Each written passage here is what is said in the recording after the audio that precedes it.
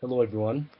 I wanted to address an important aspect of yesterday's terrorist attack against an Israeli couple who was driving their four children, and they were murdered by a Palestinian terrorist in front of their four children in the car, creating about six orphans instantaneously. Um, what's interesting is that the Fatah faction, the Palestinian faction controlling the Palestinian Authority, they um, accepted at least partial responsibility for that terrorist attack. And just to quote a few of their comments, the armed wing of the Palestinian Authority, um, they initially claimed responsibility, but for a little bit later, Palestinian Media Watch revealed that a Fatah official named Mahmoud al-Alul also claimed responsibility. He said, quote, the Al-Aqsa Martyrs Brigades, the military wing of the Palestinian National Liberation Movement, Fatah, accepted responsibility for the Itamar operation carried out against settlers, leading to their deaths.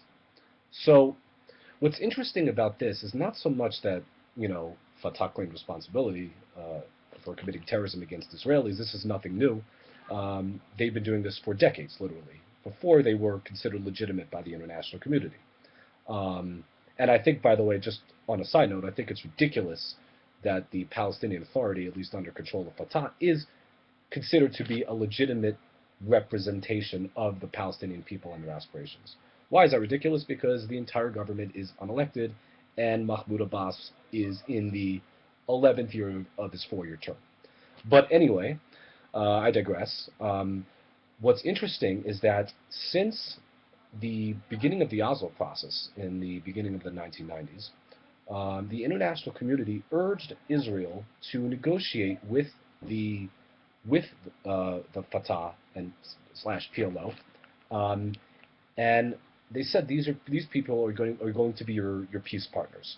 Um, and I think this is just another one of countless demonstrations in the last 25 years or so, which not only demonstrates that they're not our peace partners, but this entire Oslo process has been nothing but a farce. Um, and there's just so many countless examples, too much to really go into in one video. But I think the most recent example of just the fact that this is just not a peace process, but really a political process. That's really what I call it. Is that Kerry between the summer of June 2013 and April 2014, John Kerry urged Israel to release 78 at least 78 convicted terrorists from Israeli prisons. So the idea that that is going to lead to a peace process is utter insanity. And I think the other insane part of that was that Kerry believed he could get all of peace process done within 9 months, which was absolute insanity.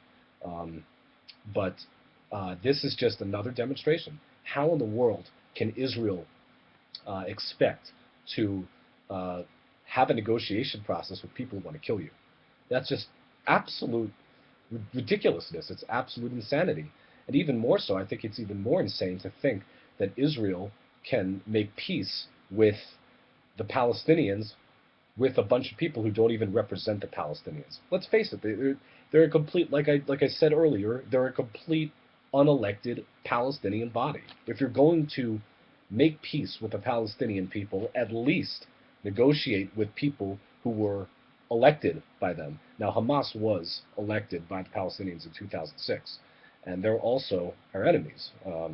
But I will say this, they at least have more legitimacy than Fatah. And they're a little bit more honest. They say they want to kill us, and they're more honest with their true intentions. But at least at this point, at least Fatah was, I mean, they've done this before. They've also admitted to certain terrorist attacks. But this is just this just demonstrates the utter insanity of continuing this peace process.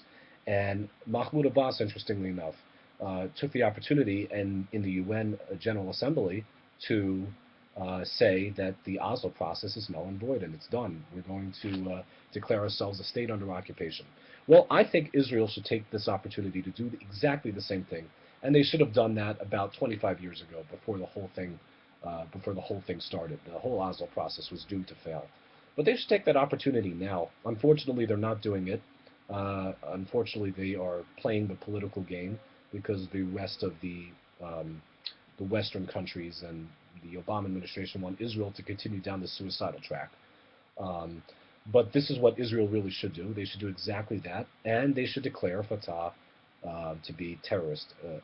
And by the way, I might mention that unfortunately, for the I don't think the European Union really cares much, but in the United States, it's against. I'm pretty sure it's against the law to support terrorism. So U.S. tax dollars are going to support this terrorist organization, um, which I think is unfortunate. But that's just what I wanted to say. We need to get out of this Oslo process. We need to stop thinking Fatah's peace partners are anything but. And hopefully we'll get to a true peace process that's not a political process, but a true organic peace process.